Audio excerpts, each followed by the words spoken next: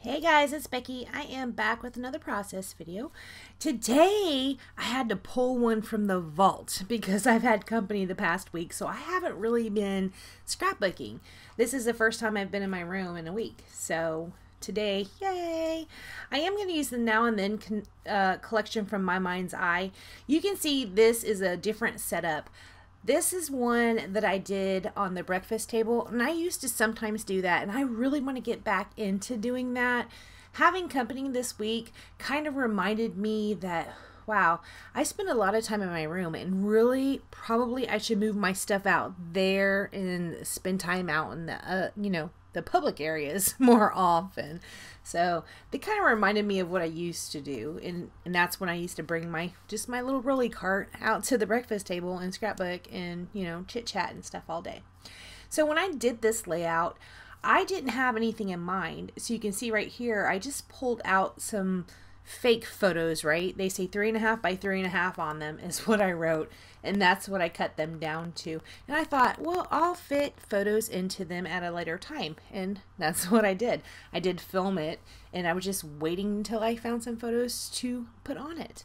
You can see right there, I am using this sketch by Creative Scrappers. It is number 249. So also another bonus, I have 3 more sketches on there I can use, and 2 more on the back side. So there you go. Super fun. So I am going to follow this sketch really closely, and that's because I was just doing the sketch, right? I didn't have any photos in mind. So I'm going to put those down here.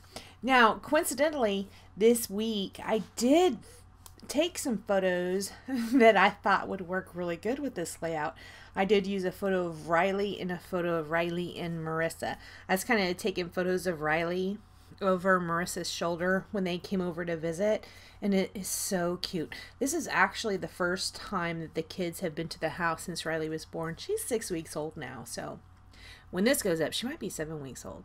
But at the time of the photo, she was 6 weeks old, and that's the first time they had been over here. I usually go over there to visit a little bit. So you can see right here, I'm going to go ahead and make my base.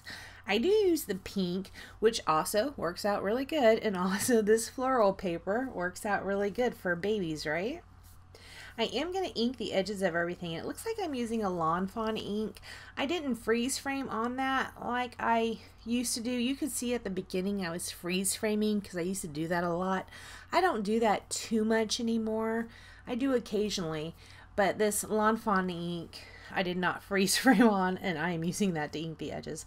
I ink the edges of the pink paper and also the floral paper once I get it cut down. Right here you can see where I backed the frames of that photo. It kind of doesn't read on the screen, but it's kind of like a mint and cream color diagonal stripe. I inked that too with that Lawn Fawn. And I'm going to stick it down here.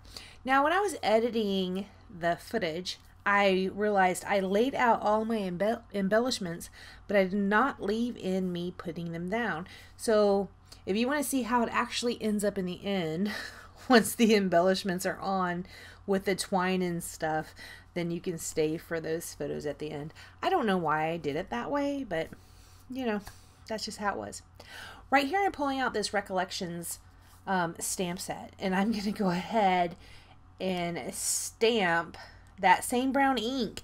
And it's really cool because like right now it's been 6 months later, right? And I'm looking at it and it's like a rose color, but on the Lawn Fawn ink when you first put it on, and also on the cap of the ink, it's brown, but now it's rose color, which is fine because it ties in with that pink. I'm going to stamp that all over. Here I'm trying to look and see if it's even going to be showing. I have to do this several times because I keep kind of getting it in the wrong spot. I'd rather re-stamp than stamp too far out and not be able to fix it. So that's what I was doing right there. I remember when I got this stamp set from Michael's, I just used it all the time. I loved it. It's like ink splatters, only it's not ink splatters. It's a stamp, so you get to pick where the splatters are. Love that thing. I really need to pull it out again, and I might now that I'm watching this video with you. I might pull it out again because that was a lot of fun to use. See, I'm pulling it out again, and I'm going to do it again at the bottom because once I put that pink down, it covered up all my little spots. I am going to take that away, and I'm going to pull out several of the Heidi Swapp color shines.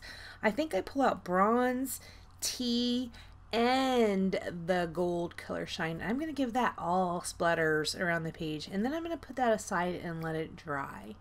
I have way too many times pulled that back in too early and smudged my splatters. I'm not a fan. I usually have to cover up the smudges with enamel dots or some kind of other embellishment, and that's not the best. Right there, I did step away and let it dry, and then I came back with the base that I had already made and put it down right there. You can see where it says 3.5 by 3.5. That's where my photos will go. Right here I pulled out this chipboard piece that says "Oh Happy Day." That's going to serve as my title because it's very generic.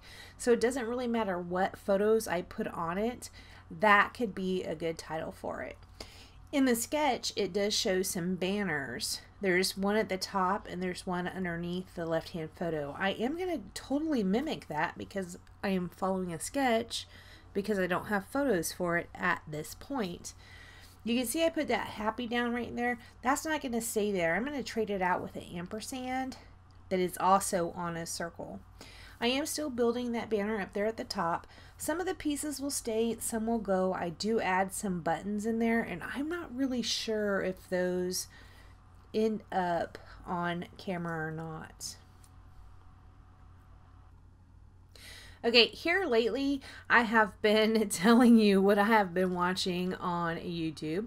So I'm going to tell you what I've been watching today. Today I've been watching, I watched several videos from Moira O'Reilly. I think she does this stuff for Tracy Banks. I'm not really sure. I think she helps her with her Facebook page. But she has been doing a bunch of shares. And then also I watched one of her other videos that she is talking about Sarah Scrapp's class. So if you want a review on that class, you can go over to her channel and see what she has to say about it. She does share her layouts. They're really nice. I like listening to her and I like seeing her layouts. I think they're really cool. Okay guys, here we're getting ready to end the video. You can see all those bits are down, but there's not any twine joining them for the banner.